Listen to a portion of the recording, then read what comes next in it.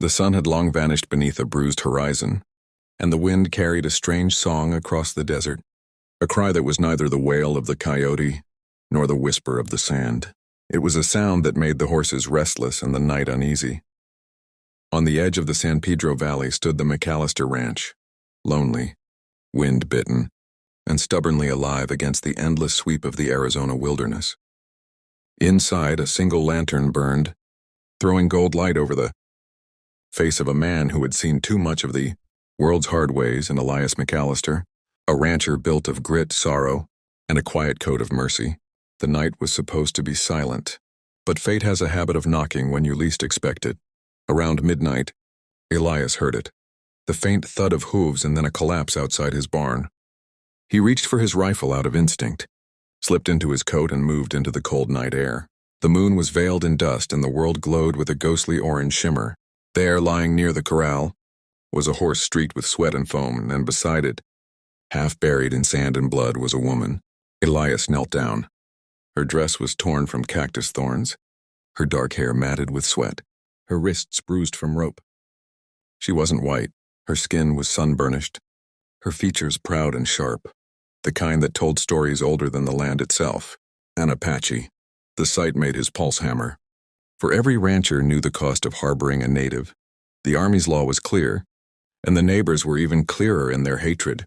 But Elias didn't move back. He just watched her chest rise and fall, saw the faint shimmer of life still there. Easy now, he muttered to himself, setting his rifle aside. You're safe for now, whoever you are. He lifted her gently, feeling the weight of dust and danger in her bones. He carried her inside, laid her on his worn-out cot, and lit the fire higher. Her lips were cracked, her breathing shallow. He found his canteen and tipped water between her lips.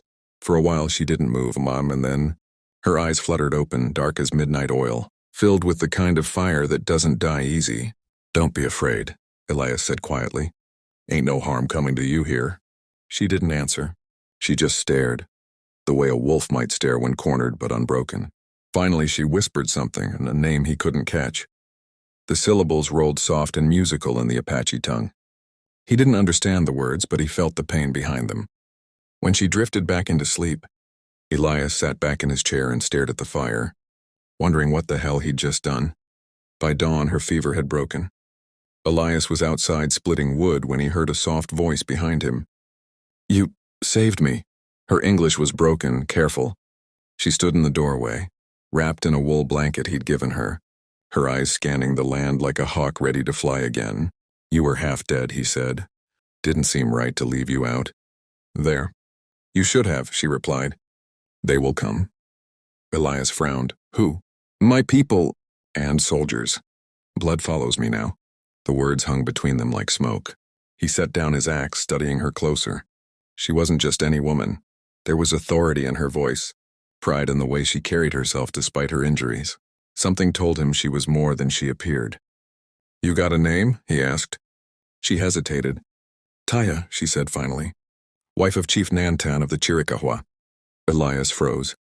Every tale from the frontier told of Nantan, the fierce Apache war chief who'd led raids across the territory after his son was killed by cavalry scouts. The man was legend, both feared and respected, and this woman standing in his doorway was his wife. Well, Elias said after a long pause, seems I just picked myself one hell of a storm. She looked down, clutching the blanket. You will die if they find me here. He gave a small grin, the kind that came from years of living on the edge of everything. Ma'am, I've been half dead since the war ended. Maybe this is just how I finish it. He fixed her some food, beans, bread, and coffee, and she ate slowly, her eyes darting to every sound outside. The world beyond the cabin was vast and full of unseen danger. The ranch sat near the foothills, where dry washes twisted through the mesquite and rocks hid the passage of men. If the Army was hunting her, they'd come from Fort Bowie. If the Apache were searching too, they'd ride from the mountains. By afternoon, Elias saw smoke rising far to the west, not from a campfire. It was the broad, heavy smoke of torches and burned brush. A signal. His gut tightened. He knew what it meant. They're coming, he said softly. Taya turned her gaze toward the horizon, her face unreadable. My husband's warriors, she said. They search for me. Elias felt the weight of those words like a hammer. If they find a white man hiding their chief's wife, they won't stop to ask questions. She looked at him, her eyes steady. You can still let me go. The desert will take me before night. He shook his head. I didn't drag you in from the sand just to watch you die in it again. You'll stay till it's safe. Safe, she whispered bitterly. There is no safe. Not for you. Not for me. As night fell, the wind began to howl. Elias loaded his rifle, checked the doors, and doused the lamp. The only light came from the crackling fire. Taya sat by it, her eyes distant, as if listening to something he couldn't hear. Outside, coyotes wailed and the horses shifted nervously. The air was too still between their cries. Why'd they come after you? Elias asked finally. Soldiers? Or your own people? Both, she said. I was taken by soldiers when they burned our camp near the river. They thought to use me to find my husband.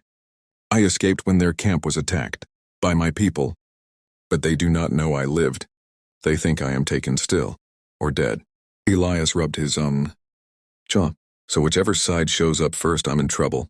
She looked at him then, really looked at him. Why do you help me, white man? He leaned back, the firelight flickering across the lines of his face. Because I once watched a woman die in a war she didn't start. Lost her and my boy in Kansas. And I swore if I ever had the chance to save another soul from that kind of hell, I would. That's all. Her eyes softened, just a little. For the first time she saw not an enemy, but a man hollowed out by grief just like her own. You have a good heart, she said quietly. But good hearts die fast out here. They sat in silence, listening to the wind drag sand against the walls.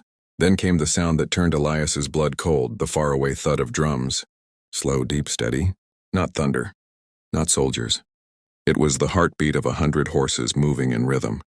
The Apache. Taya rose slowly, her breath trembling. They come, she whispered. My husband's men. Elias gripped his rifle. Then let's pray they're in a merciful mood. The night filled with the low rumble of hooves, and the faint glint of firelight, moving like stars across the plains. Elias stepped out onto the porch, the wind whipping his coat. The sky burned orange with dust and torchlight. At the ridge above his ranch, a line of riders appeared, fierce, silent, and countless. The drums stopped. The desert held its breath. Taya stepped beside him, her blanket falling away, her face painted by the fire's glow. Do not raise your weapon, she said softly. If they see fear, they will kill. Elias glanced at her. Ain't fear they'll see, ma'am.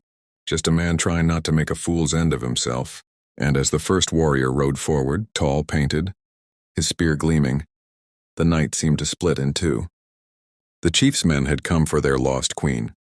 What they would do to the man who sheltered her, that would be decided with the dawn.